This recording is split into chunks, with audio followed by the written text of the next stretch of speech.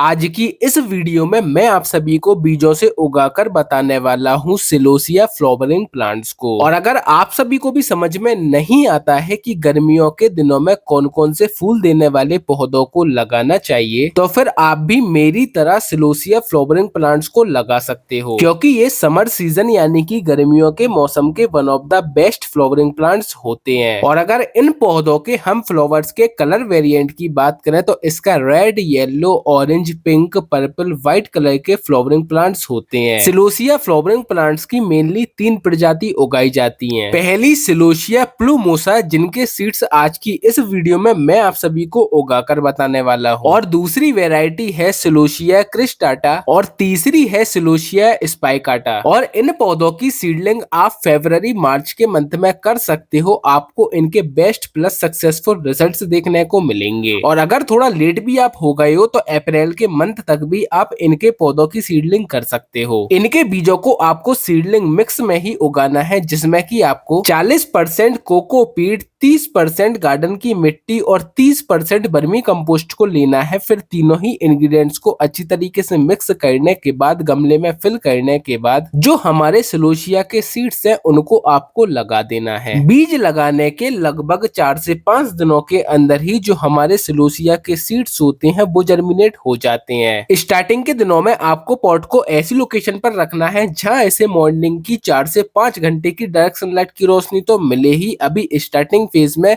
Sufficient रहेगी। और daily basis पर पौधों की वाटरिंग का रखना है ध्यान, खासकर की गर्मियों के दिनों में। फिर लगभग 35 से 40 दिनों के अंदर ही जो हमारे सिलोसिया फ्लावरिंग प्लांट्स होते हैं ये ट्रांसप्लांटिंग के लिए रेडी हो जाते हैं। जब हमारे पौधों में मिनिमम 7 से 8 ट्रू लीव्स आ जाएं, उसके बाद आप इनके पौधों को फाइनल लोकेशन पर लगा सकते हो। सिलोसिया फ्लावरिंग प्लांट्स ऐसे फ्लावरिंग प्लांट्स होते हैं जिनके बेबी प्लांट्स में ही फ्लावर के बड्स, और अगर आप पौधों को सही समय पर ट्रांसप्लांट नहीं करोगे तो सेमी पॉट में आपको सेमी पौधों से छोटे छोटे फ्लावर्स भी मिलना स्टार्ट हो जाएंगे। इसलिए इनके पौधों को सही समय पर आपको ट्रांसप्लांट कर देना है। और अगर पौधों में फ्लावर के बड्स आ भी रहे हो और अगर आप इन्हें हटाओगे भी नहीं तो भी कोई प्रॉब्लम वाली बात नहीं है। इन पौधों की हमें ज्यादा देखरेख भी नहीं करना होती है, बस जिस मिट्टी में आप इन पौधों को लगाओ वो न्यूट्रिएंट से रिच होनी चाहिए। उसमें आपको इस्तेमाल करना है 50% गार्डन की मिट्टी, 30% गोबर की खाद और 20% कोकोपीट यानी कि नारियल का बुरादा। फिर तीनों ही इंग्रेडिएंट्स को अच्छी तरीके से मिक्स करने के बाद गमलों में फिल करने के बाद पौधों को लगा देना है। पौधों को आप मीडियम से लेकर लार्ज साइज के गमलों में लगा सकते हो। आपको इनके पौधों से बेस्ट प्लस सक्सेसफुल रिजल्ट्स देखने को मिलेंगे।